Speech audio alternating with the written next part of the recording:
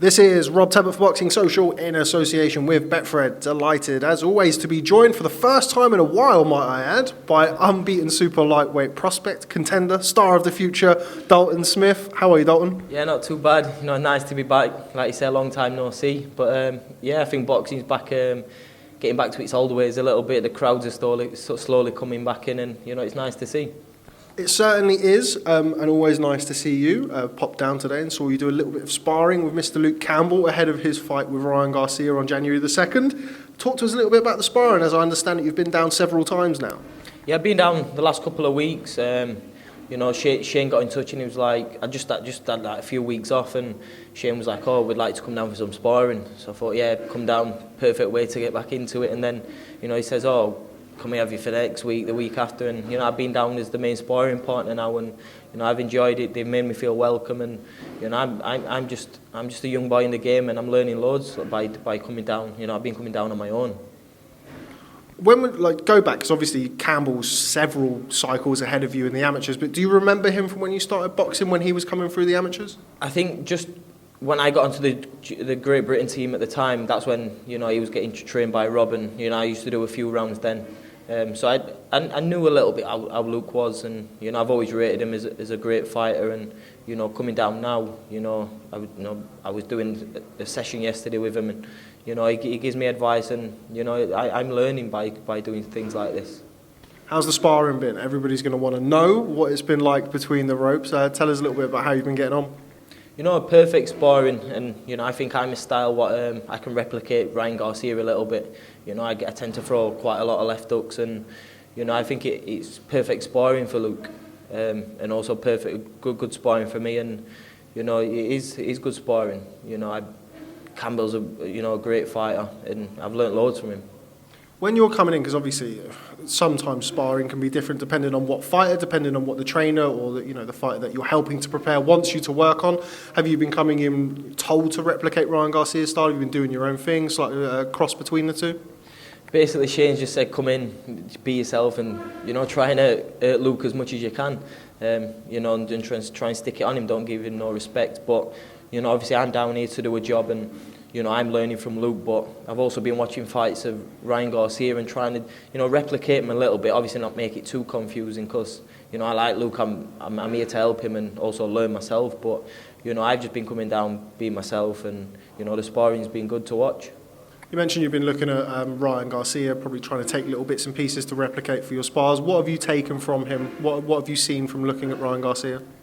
If you look at Ryan Garcia, obviously he is a good fighter. He ain't where he is now if he wasn't. He's got that lightning speed, fast hands, and he tends to throw a lot of left hooks. And obviously when he's on the back foot, he tends to do that little dip. And I've been trying to put the little things in like that for Luke, just to try and help him out. And he can get round it, and he's been catching me. So I think it's going to be a great fight.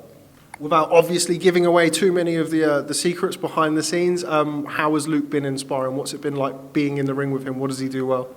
Obviously, first coming in, obviously every week he's going to get sharper, but you see that every time we've sparred, there's been that little improvement with him. It's that little bit harder to catch him, and he's that little bit sharper. And I've got one more spar I think next week with him, and I think he's sharp as he's going to be. He's in the best condition for this fight. Now you're considered, I hope you don't mind me saying it, you're considered to be one of the brightest talents that we've got on these shores. What's it like for you sparring somebody like Luke Campbell, who's been there and done it, not only as an amateur but also as a professional at this stage of your career? Luke's in a position now where I want to be. So if I can learn from him and get to the top like where he's at, that's what I'm in the game for. So coming down here on my own, obviously my dad's been down as well, but he's busy in the gym. So I was just like, look, if the McGuigans have made me feel welcome, I've come down here on my own, off my own back, to learn. And I think that's what you've got to do as a young fighter coming through. You've got to spar as much, and I've got some more sparring coming up in the next couple of weeks, which is going to put me in good stead as well. So I'm a baby in the game. I wouldn't say I'm a novice, but it's early in the career and I'm learning. It is early in your career. You are still learning, obviously, as every fighter does at any stage of their career. But this year, we briefly spoke off camera about the fact that you've only boxed twice this year, which isn't ideal for a young professional, somebody looking to make their name as a professional. The sparring with Luke Campbell and other sparring that you've been trying to get around that time, I'm assuming does help to a degree to kind of bridge that gap. Of course, yeah. Like I say, I've only boxed twice this year.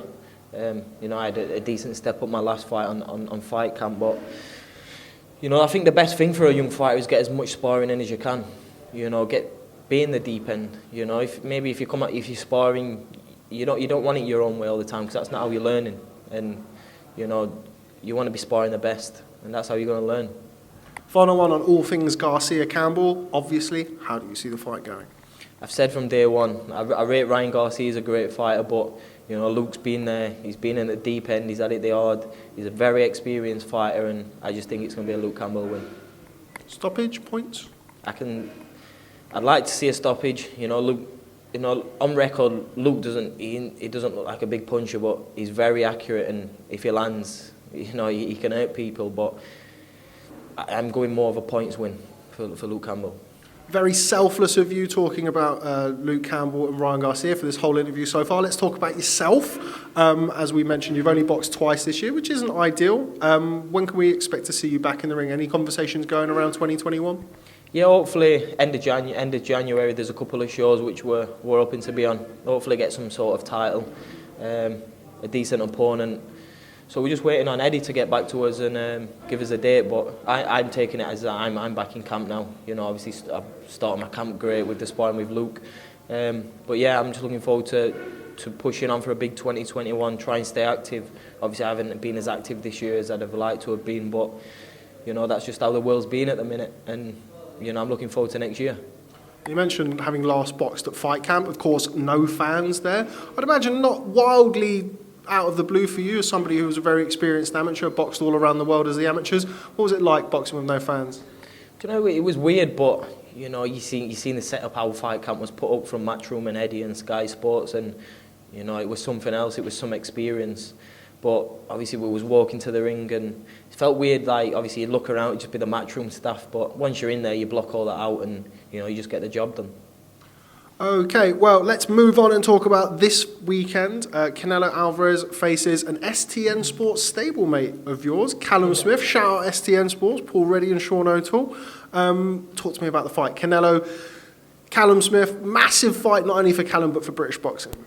Yeah, massive, I've looked at all the previews this week and I didn't actually realise how big Callum-Smith was to Canelo. Obviously, Canelo is pound for pound one of the best in the world, but I just think obviously people's gonna put this fight on Callum-Smith's last performance against John Ryder. It was a very close fight. I think it could have gone either way, but Callum-Smith at his best, he can beat anybody in the world and he can bang.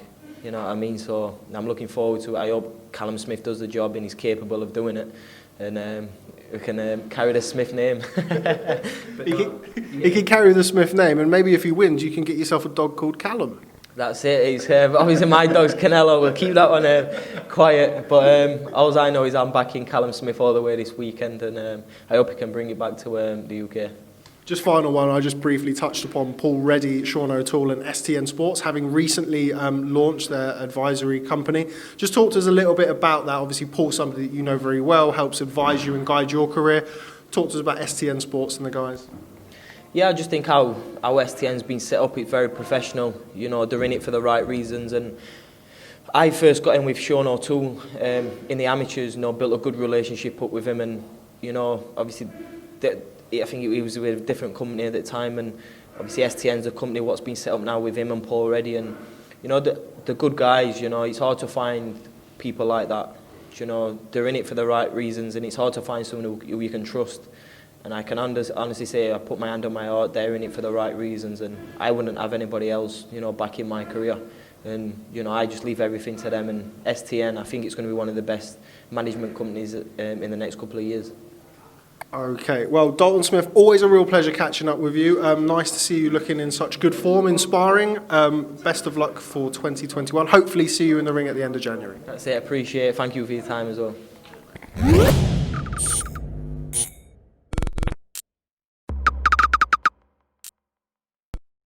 you.